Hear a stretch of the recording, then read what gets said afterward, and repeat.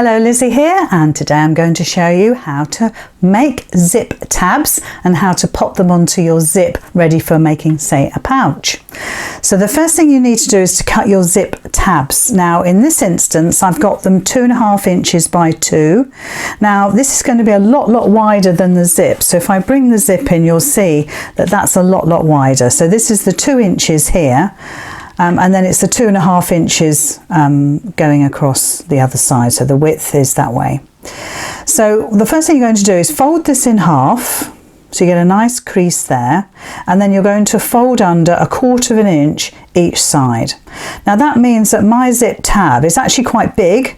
Now you could reduce that down in size, so it's worth playing with, but I think the smallest width here should be 1/2 inch. That's your smallest width, which means that you would cut a piece 1.5 inches wide, but in this instance it's 2.5 inches, just so we can see it.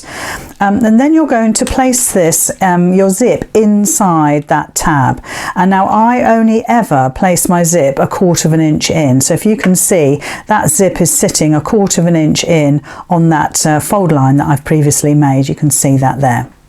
So then all I'm going to do is just take the top side and just pop it down, and we're going to top stitch along there. Now you could hold all that together, pop a clip in there just so it doesn't wriggle, and you'll see still that my zip tab is way bigger than my zip, and that's intentional. It means we've got a good run up on that tab. So if I put it under my zipper foot here, well it's my regular foot actually at the minute, but you could use your zipper foot, and we're just going to stitch. Now just bear in mind you want to keep these teeth fairly together. Also bear in mind if you're using a metal zip, you're going to have to be really careful to make sure you get your needle in the right position. With nylon zips like this it's fine, and then just run off the edge. So that's our first tab installed, and you can see how lovely and neat that is. And of course we can cut that down now to make it so it's lovely and neat. So you can use your rotary cutter if you want to, but I'll just use my scissors and just eyeball that straight edge. So now that's all cut down beautifully, and that's our first tab installed, but we need to do the other end, and that's the end with the zipper. So I'm just going to move that down, and you'll see we've got an open end here. So we're not cutting anything just yet, but if I bring in my pouch piece like this, we want to make sure that the end of our pouch is a good 1/4 inch longer than our zip.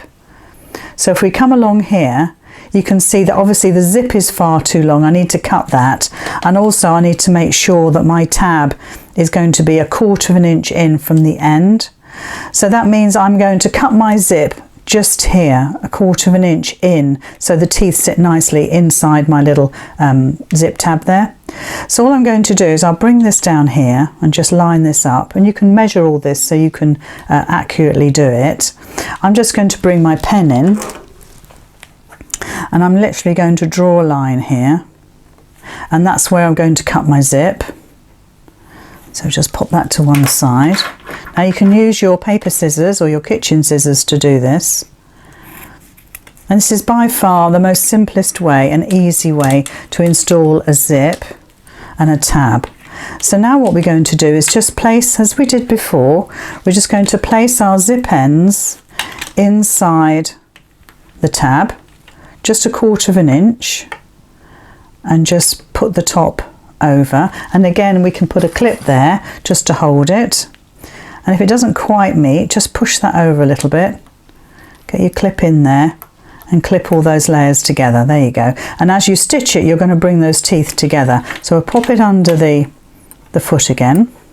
So because we've made it wider, we kind of have a little bit of a run up. So again, I'm going to take the clip away. So again, just make sure that zip end is only 1/4 inch in. Just be careful as you go over those teeth, and then you can just run off. So I'll just trim that so it fits nicely. So again, you could use your rotary cutter and your ruler so it's really lovely and straight. I'll just do this by eye for you. There we go. So that's our zip with the tab ends installed, and if we bring our pouch up, you can see that it's going to fit beautifully, and when we do our seams to bring our pouch together, it means that that folded edge is lovely and neat, and it will square off our pouch beautifully. So that's how you install zip tabs on the ends of your zips, and of course you can decide what size your tab is by making them bigger or smaller, but that's a great example of how to do it.